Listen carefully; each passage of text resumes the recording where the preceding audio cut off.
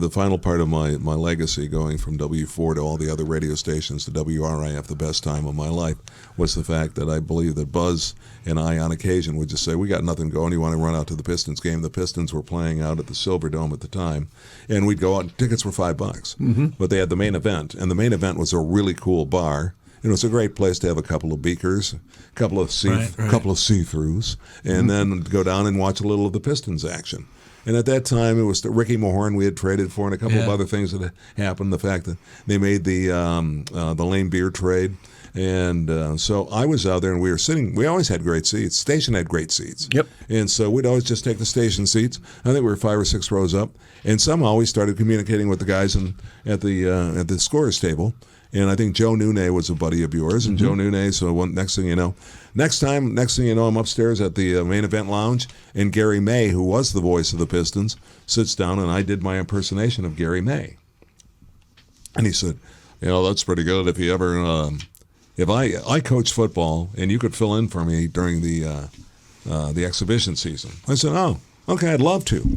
And so did a couple of games that year in the Silverdome, and I was terrified, but I knew if I just did Game Show Ken, Well, ladies and gentlemen, at this time, we'd like to ask you to please rise and join us in honoring America as Dr. Tim Coldiron will perform our national anthem, And at this time, let's meet some of the world's greatest athletes. Well, I just added that. He didn't have that. And somebody would hand me a sheet of paper with the starters on it. And just the starters. Don't read the whole team, just the starters. Got it. So I got through that, and that was the year that we had drafted Dumars and Rodman. And near the end of the year, when I would fill in on occasion, I just thought, well, Dumars, it ought to have some pop to it, like Lou Piniella, Lou Whitaker, and the broadcasters would always say, they're not booing, they're saying Lou. Right. And I thought, well, we can do that with the Pistons, but we can do it better. And we'll make it a legacy That's item. Awesome. And Gary May wouldn't do it. Gary May did the full next year. He did his own, and he just would say, Joe Dumars. He would not do it. So when I would fill in, I'd go, Joe Dumars from Isaiah Thomas. And then I'd shut up and get out of the way.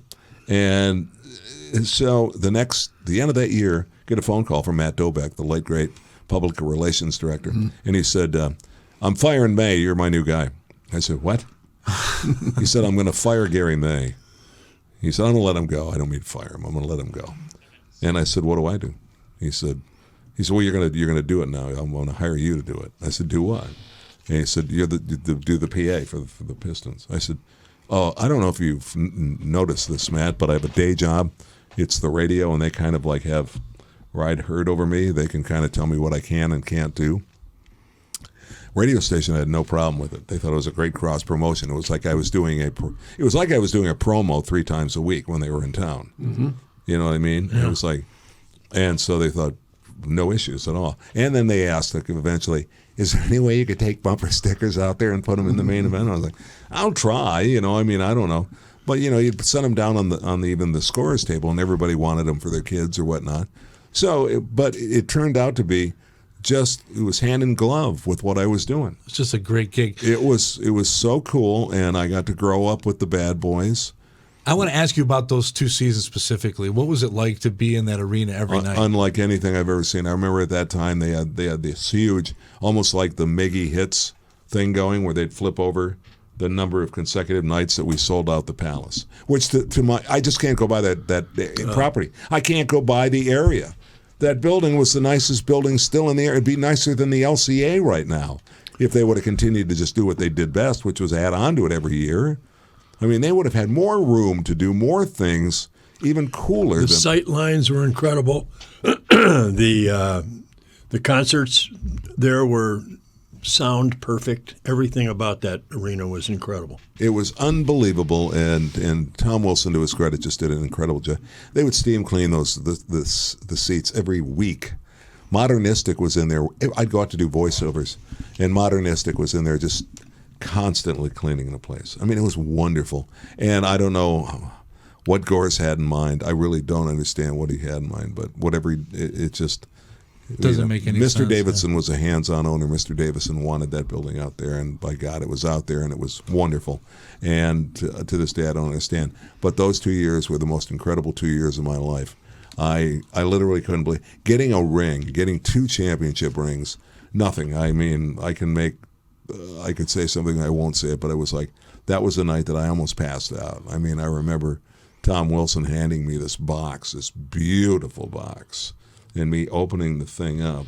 And to see your name go around a ring with years and literally, wow. It had the season record, it had the playoff record, it has Bad Boys on it. It was just incredible. I remember it was, and I got to be friends with the guys, and I could still see the guys to this day. Even Lane Beer, and especially Ricky Moran will still bust my chops. Isaiah will always bust my chops. Every one of those guys. I saw Buddha at a CVS James Edwards the other day, and man, I had no idea. I am getting shorter, but he's getting taller. Well, yeah, that makes sense. But Buddha, I just sort of went. I didn't know for sure if it was him. It had to be. Oh, he's just a giant. Yeah, right? and so I went. So as I walked by, I went, James Buddha Edwards, and he turned around and gave me a hug, and I thought he was going to snap me, snap me like, yeah, But that's it cool. was just Chuck Daly. I'll never forget Chuck Daly. One time, I used to hang out underneath the stands on the way back out and just kind of watch people. What I was doing is I had a beer in a cup, and I was finishing my beer in a regular soda pop cup. And Daly comes walking by, and Daly goes, "What are you doing back here?" I said, "Just finishing my having a cocktail." He went, "Yeah, good for you." He said, "We ought to do something sometime."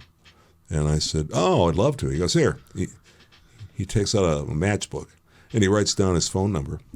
I saw him 4 days later. He said, "Hey, you never called." And I thought, I didn't think you were serious. You're Chuck Daly. And he was like, "Call me." And I remember calling him one. And Ann and I, my wife and I, went out with he and Terry. I mean, I had a great time.